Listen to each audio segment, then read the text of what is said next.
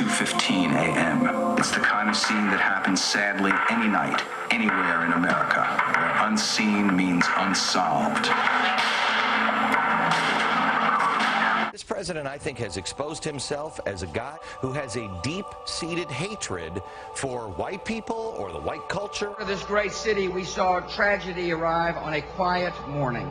War and danger. Continuing danger. Hour of danger. Very, very dangerous world. These murderous regimes Dedicating to killing us. Saddam Hussein. September 11th. nuclear weapons, Torture chambers. mass grave. Everyone was just running for wherever they could get into.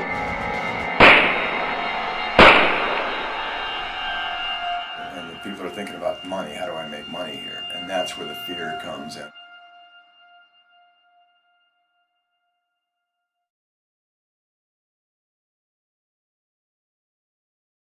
Fear is a powerful tool. Now, fear causes you to freeze, fight, or flee. To some extent, the media perpetuates that. Every modern recession includes a media seance about how horrible things are and how much worse they will be, but there have never been so many ways for the fear to leak in. David Carr.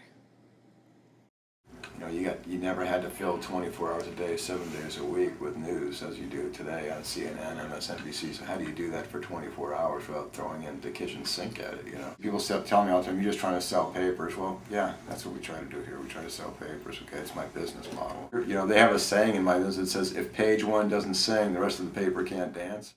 The goal of maximizing profits is often in conflict with the practice of responsible journalism. Concentration of ownership tends to reduce the diversity of media voices and puts great power in the hands of a few companies. You know, used to be, you had 700 newspapers in America that were owned by 700 different people. And now you're getting down to, you know, these large companies that are owning a lot of media. You know, it's hard to keep track of. As news outlets fall into the hands of large conglomerates with holdings in many industries, conflicts of interest inevitably interfere with news gathering. Fairness and accuracy in reporting. Same company owns TV stations, newspapers, radio stations. You could have 10 people owning 80% of all media in the next 10 years or 15 years. Sometimes the media, newspapers, tabloids, magazines, shows on TV, etc., reports extensively on a particularly sensational story, making it seem more important than it would otherwise be. This can make the object of fear in the story seem more threatening. California Science Center. When the earthquake happened, I was riding the bus from San Francisco to Oakland. The traffic was at a dead stop. And not only that, but there were people getting out of their cars again. And actually there were some people who were running between the cars. And the bus driver said, "Everybody stay where you are, I'll go and see what's happening." And she gets down off the bus, and the first guy is running by. I mean, like, you know, this guy looks panicked. He says, "The bridge is falling! The bridge is falling!" So, anyway, to make a long story short, I never got home that night. And everybody was like very animated. They're all telling their stories to one another. There were sort of all these like instant friendships being like struck up. It kind of broke down barriers that seemed to exist between people all the time. And I finally arrived at a friend's house in Pacific Heights. I had no choice but to stand out on the street and shout up, "Lisa, Jonathan, are you there?" And finally she like heard me and came to the window and looked out and said with great alarm, she said, "Steve, is that you? Oh my God, you've got to get in here right away. Do you know what's going on out there?"